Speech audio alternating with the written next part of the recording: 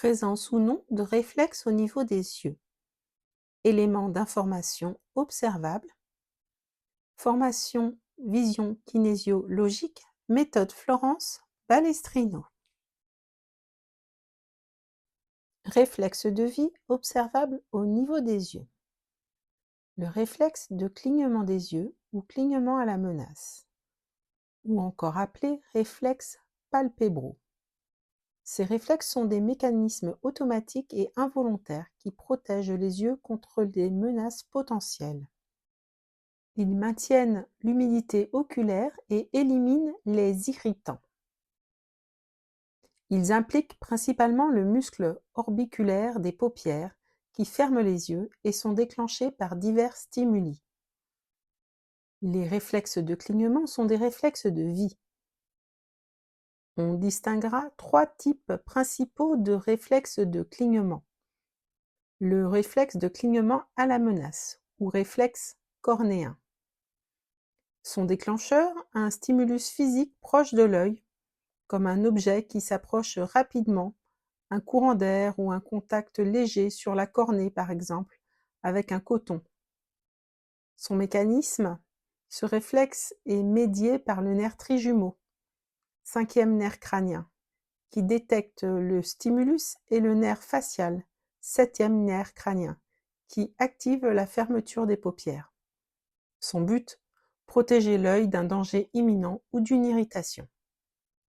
Deuxième type de réflexe de clignement, le clignement spontané. Son déclencheur, aucun stimulus externe spécifique. Il se produit naturellement, à un rythme moyen de 15 à 20 fois par minute, ce qui est variable selon les individus. Son mécanisme, contrôlé par le système nerveux central, probablement via des circuits dans le tronc cérébral. Son but, étaler le film lacrymal pour hydrater la cornée, éliminer les débris et prévenir la sécheresse oculaire. Troisième type de réflexe de clignement, le réflexe de clignement optique ou Dasel réflexe. Son déclencheur, une lumière intense ou soudaine comme un flash ou un éclairage direct.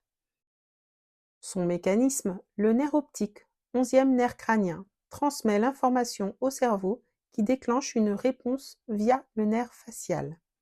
Son but, protéger la rétine contre une surcharge lumineuse. Quatrième type de réflexe de clignement, le réflexe de clignement auditif. Son déclencheur, un bruit fort et soudain, par exemple une explosion ou un claquement. Son mécanisme, le nerf auditif, 8e nerf crânien, relaie le stimulus au tronc cérébral qui active le clignement via le nerf facial. Son but, une réaction de protection générale face à une perturbation inattendue.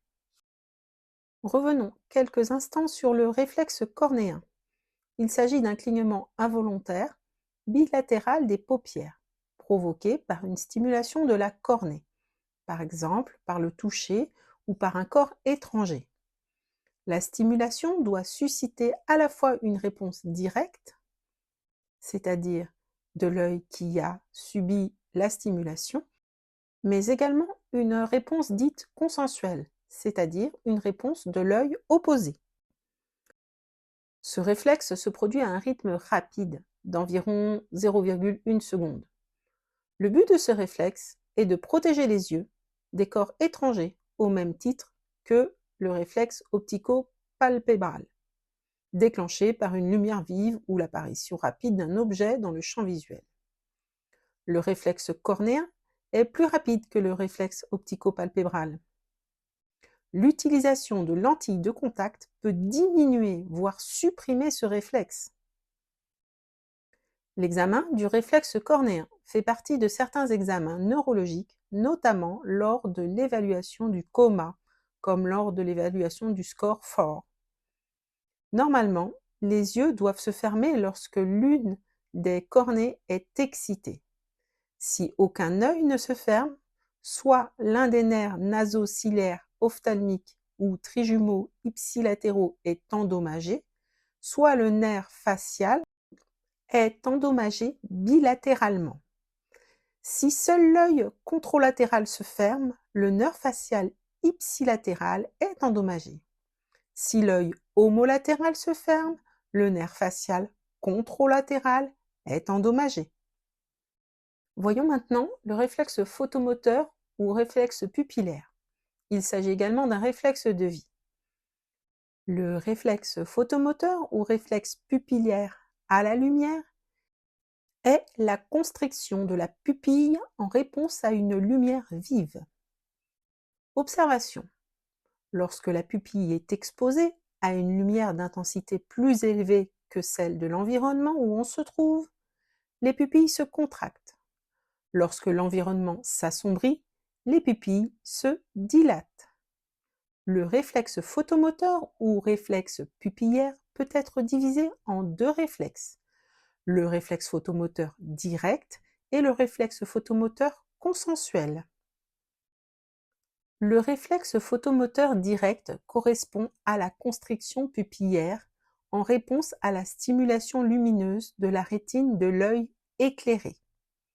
Le réflexe photomoteur consensuel s'observe lors de la constriction pupillaire contralatérale à la stimulation lumineuse, c'est-à-dire du côté opposé à la stimulation lumineuse. Une anomalie du réflexe photomoteur permet d'avoir une idée de la topographie de la lésion des voies nerveuses impliquées. Lors d'une atteinte du nerf optique, il y a abolition des réflexes photomoteurs directs, ipsilatéral et consensuel contralatéral à la lésion. C'est-à-dire que l'information lumineuse n'est pas transmise au cerveau, la pupille de l'autre œil ne se contracte pas. Mais il y a conservation des réflexes moteurs consensuels ipsilatéral et direct contralatéral à la lésion. La motricité intrinsèque est intacte. Lors de l'atteinte d'un nerf oculomoteur, les réflexes photomoteurs directs et consensuels ipsilatéraux à la lésion sont abolis. Ce par atteinte de la motricité oculaire intrinsèque. L'absence du réflexe photomoteur, qu'elle soit unilatérale ou bilatérale, peut indiquer un problème au niveau des voies nerveuses ou des structures oculaires impliquées. L'on peut citer de façon non exhaustive des causes possibles de l'absence de ce réflexe. Citons tout d'abord des atteintes oculaires au niveau de l'œil lui-même. Des lésions de la rétine comme une rétinite pigmentaire, un décollement de la rétine ou une dégénérescence maculaire sévère peut empêcher la détection de la lumière, bloquant le signal initial. On peut avoir une opacification des milieux transparents, une cataracte avancée, une cicatrice cornéenne ou une hémorragie vitréenne peut empêcher la lumière d'atteindre la rétine.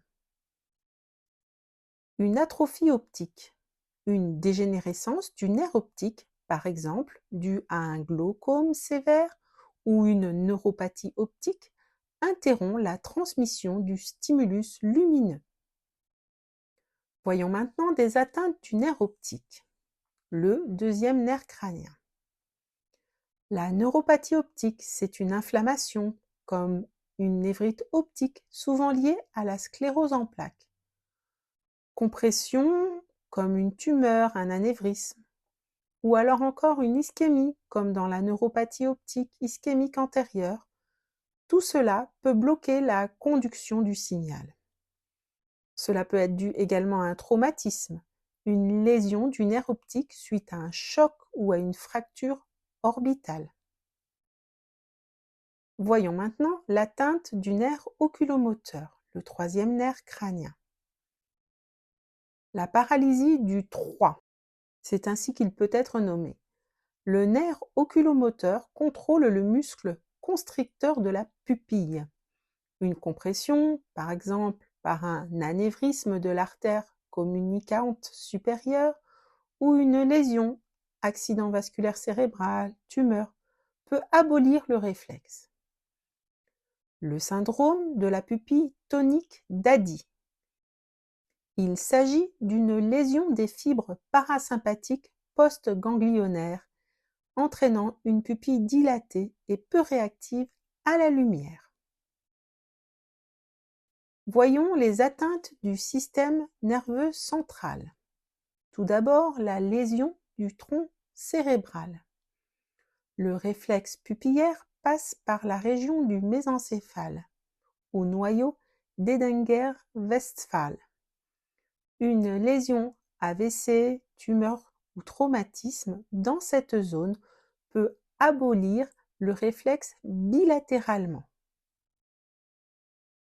Dans le cas d'un coma ou d'un état végétatif, il peut y avoir une atteinte diffuse du cerveau ou une pression intracrânienne élevée, un œdème cérébral, qui alors peut supprimer les réflexes pupillaires.